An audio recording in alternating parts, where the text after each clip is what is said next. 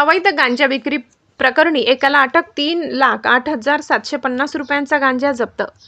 अवैध गांजा विक्री विरोधात जालना पोलिसांनी मोठी कारवाई करत एका आरोपीला अटक केली। या कारवाईत 6 किलो 285 ग्राम वजनाचा गांजा, अंदाजे किंमत 3,08,750 रुपये जप्त करण्यात आलाय।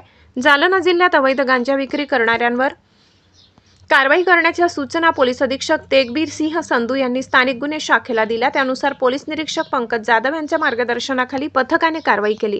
दिनांक 25 ऑगस्ट रोजी अवैध गांजा विक्री करणाऱ्या इसमाचा शोध घेत असताना सूरज सदाशिव हातगुडे वय 24 राहणार मेहबूबनगर अंबड जिल्हा जालना हा गांजा बाळगत असल्याची माहिती पोलिसांना मिळाली।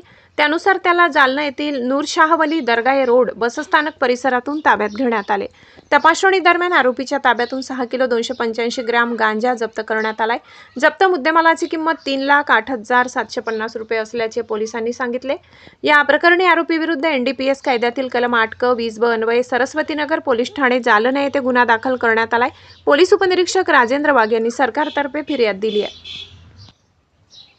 ही कारवाई पोलीस अधीक्षक तेगबीर सिंह संधू, अप्पर पोलीस अधीक्षक विक्रम साडी, उपविभागीय पोलीस अधिकारी आनंद कुलकर्णी यांच्या मार्गदर्शनाखाली स्थानिक गुन्हे शाखेचे पोलीस निरीक्षक पंकज जाधव, सहाय्यक पोलीस निरीक्षक सचिन खामगड, पोलीस उपनिरीक्षक राजेंद्र वाघ, पोलीस अंमलदार रमेश राठोड, प्रभाकर वाघ, सागर बाविस्कर, दत्ता वायंगडे, विजय डीडकर, फुलचंद गव्हाणे, इर्शाद पटेल, सतीश श्रीवास, रमेश काळे, योगेश सहाने, प्रदीप करतारे, गणपत पवार, सुनील पवार यांनी केली।